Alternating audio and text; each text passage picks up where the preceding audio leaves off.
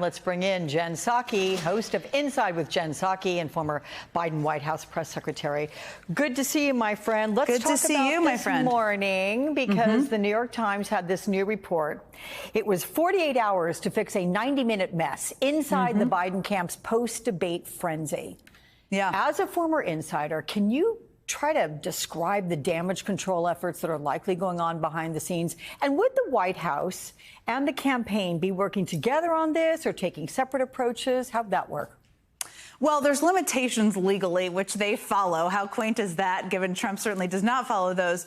But I would say, Alex, that when I read that story, I thought this is what you would be doing on a campaign. When you're knocked down, what you have to do is you have to hold the hands of your supporters. You have to do extensive outreach to donors, to members of Congress, to people running for Congress, to interest groups. And you have to project strength.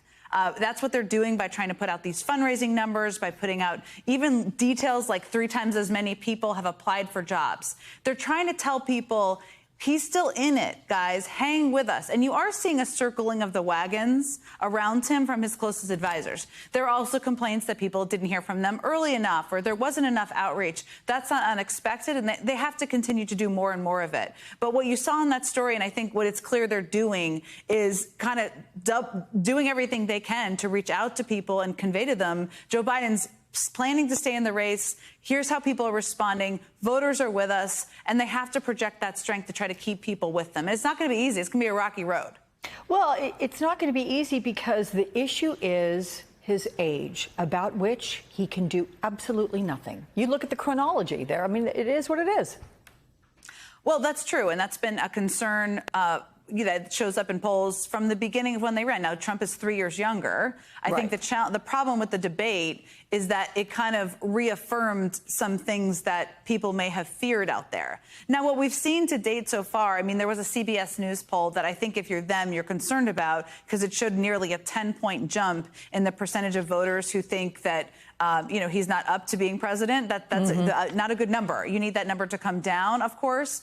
But so far, head-to-head numbers, state-by-state numbers, voters have not conveyed their running away from Joe Biden. And for them, if you're sitting in the campaign, you're going to look at that. You're going to look at daily tracking polls. You're going to look at public polls. You're looking at fundraising. You're looking at volunteers. You're looking at what kind of incoming calls you're getting. That's what you're looking at day to day. But there's no question they're in a version of kind of crisis mode right now, trying to hold the coalition together. And, I'm glad you bring up that CBS poll because I want to make it that there should be a caveat with any reporting on this poll. This was done in the 2 days following the debate. With any sort of event that offers something like a seismic shift or some awareness, you want a little more time before you look at these numbers as being concrete. You want everything to sort of settle in. So it is a snapshot view. I'm not denying that. But let's another one maybe, 7 days from now might have a little bit more accurate number. I would add to, Alex, it didn't test Donald Trump. Right. I mean, there were a lot of voters who watched the debate and didn't love what they had to see, hated what they had to see about him. And I would think if you're the Biden campaign, you're looking at the road to 270,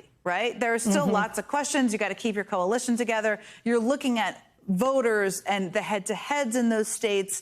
And, that's the thing. We don't know yet. It's only a couple days since the debate. They so far haven't seen, I think, problematic numbers in those states quite yet. We'll see. 100%. But they have seen the Atlanta Journal-Constitution editorial board joining the New York Times editorial board calling for President Biden to step aside. Then you have the Philadelphia Inquirer calling for Donald Trump to leave the race for the good of the country. Look, it's also notable, Jen, these are major papers in critical states of Georgia and Pennsylvania. So what was it about the debate that instigated such public outcry? I mean, you mentioned it's something we've been talking about, whispering or talking more overtly. But the public outcry has been deafening. Joe Biden has been facing questions about his age throughout. Donald Trump has faced questions about his warped perception of truth and reality for years.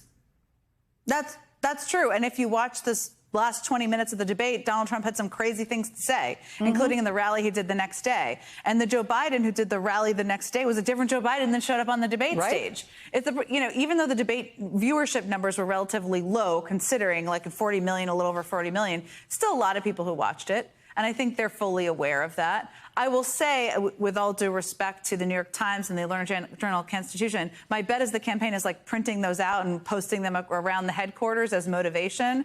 It's not, in their view, I think, especially the New York Times, representative of the voters' view. It's representative of the editorial board of the New York Times. It's much more concerning to them if you see voters in Georgia, in Wisconsin, in Pennsylvania, an outcry running from Joe Biden. They're not seeing that at this point. So I don't actually think they care about the New York Times editorial board or the editorial. Okay. What about the damage control? Because it has extended across the country, the efforts to contain it, right? You have the DNC holding the conference call yesterday with members and also Biden campaign officials. What are you hearing about that conversation, Jen? Well, I think what they're trying to do is reach out to people and remind people, and you see this in the reporting. And in the reporting, what the campaign officials are saying is a version of what the vice president said the night of the debate, which is slow start, better finish, right? Like, that was a bad debate. It wasn't a good performance. But stick with us because he has a great record to run on and he can still win and beat Donald Trump. That seems to be their argument. I think it's important that they're acknowledging it was no one who watched with their eyes thought that was a good performance. Right. So, like, nobody should say it was a good performance because it's just not credible. But I think their best argument here is about voters and about the response from voters. And, you know, we're going to see over the next couple of days and weeks what that looks like. But it is good data points for them that they've raised a bunch of money, that they do have a lot of volunteers, that they haven't seen in these key states. It's going to be about 6 states, Alex, right? They haven't seen voters run from Joe Biden. They've seen voters, and I talked to Molly Murphy earlier about the dials during the debate. They've seen voters concerned about a number of things Donald Trump said during that debate. I mean, Joe Biden had a bad performance. He also, though, talked about issues people care about and issues in a way that is aligned with most of the American public. Donald Trump had some crazy things to say during that debate. So it depends. It's like we can't all project upon the American public what they think. We don't know what they think until they tell us what they think. Yeah, no, you're right. I was watching your show. I heard you talk about the what-if scenarios and calls for an open convention. Would anything like that have been discussed yesterday? Would someone have made that comment and then you have members of the DNC having to do that? Or is it just singular focus right now? Like, we're not talking about that right now. We're talking about getting Joe Biden elected. I can't imagine anyone from the campaign raises that. I think DNC members might raise that. I think, to me, what's important for people to understand, look, there's lots of discussions and debates and conversations, as I think Congressman Raskin said earlier today, happening out there. That is happening out there. An open convention or brokered convention is not a smooth and easy path. No. Because it is just a couple thousand delegates deciding, not the American public, who the nominee would be. And then there's the other the big factor. Would Joe Biden, and again, he's staying in the race, there's no indication he's not, but just to talk about this scenario, would he not endorse his vice president? If he didn't, my view is that would be pretty seismic.